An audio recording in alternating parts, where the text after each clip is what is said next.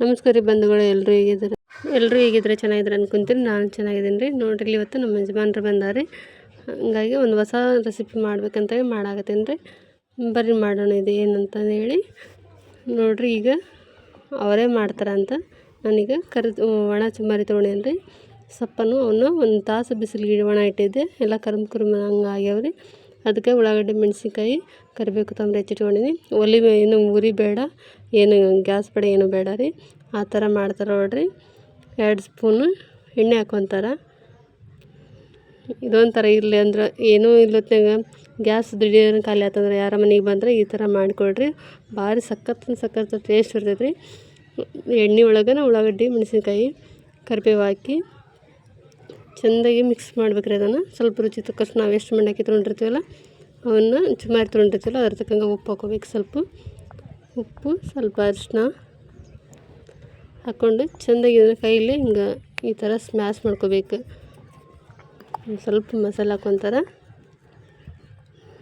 ಈ ಥರ ಸಣ್ಣಗೆ. ಅವನ್ನೆಲ್ಲ ಉಳ್ಳಾಗಡ್ಡಿ ಎಲ್ಲ ಬಿಡಿ ಆಗಂಗೆ ಈ ಥರ ಇರ್ತೈತಲ್ರಿ. ಈಗ ನೋಡ್ರಿ ಇದು ಸ್ಮ್ಯಾಶ್ ಮಾಡ್ಕೊತ ಹೋದಾಗೆಲ್ಲ ಎಷ್ಟು ಎಣ್ಣೆ ಕುದಿಸಿರ್ಗತೆ ಆಗಿಬಿಡ್ತೈತಿ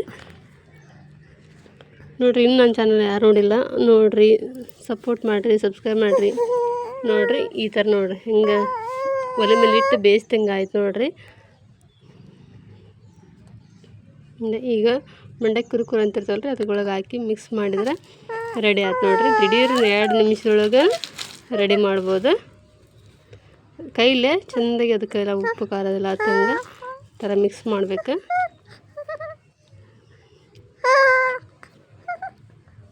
ನೋಡಿರಿ ರೆಡಿ ಆದ ನೋಡಿರಿ ಚುಮ್ಮರಿ.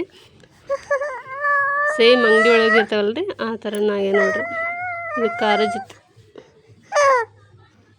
ನೋಡಿರಿ ರೆಡಿ ಆಯ್ತು ನೋಡಿರಿ. ಈ ಥರ ಟ್ರಿಕ್ ಭಾಳ ಈಸಿ ಐತಿ. ನೀವು ಒಮ್ಮೆ ಟ್ರೈ ಮಾಡಿ ನೋಡಿರಿ. ಇಷ್ಟ ಆದ್ರೆ ಲೈಕ್ ಮಾಡಿರಿ, ಶೇರ್ ಮಾಡಿರಿ. ಹೊಸ್ದಾಗಿ ನೋಡ್ರಿ ನನ್ನ ಚಾನಲ್ ಸಬ್ಸ್ಕ್ರೈಬ್ ಮಾಡಿರಿ. ಪ್ಲೀಸ್ ಸಪೋರ್ಟ್ ಮಾಡಿರಿ. ನೋಡಿರಿ ದಿಢೀರ್ ನಮ್ಮ ಬಂದ್ರೆ ಈ ಥರ ಮಾಡಿ ನೋಡಿರಿ. ಸಖತ್ ಟೇಸ್ಟ್ ಇರ್ತಾವೆ. ಅಂದ್ರೆ ಒಂದು ತಾಸು, ಒಂದು ಅರ್ಧ ತಾಸರ ಬಿಸಿಲಿಗೆ ಮಂಡಕ್ಕಿ ನೆನೆ ಇಡಬೇಕು. ಅಂದರೆ ಇನ್ನೂ ಕುರುಮ್ ಅಂತ ಟೇಸ್ಟ್ ಬರ್ತೈತಿ. ಧನ್ಯವಾದ.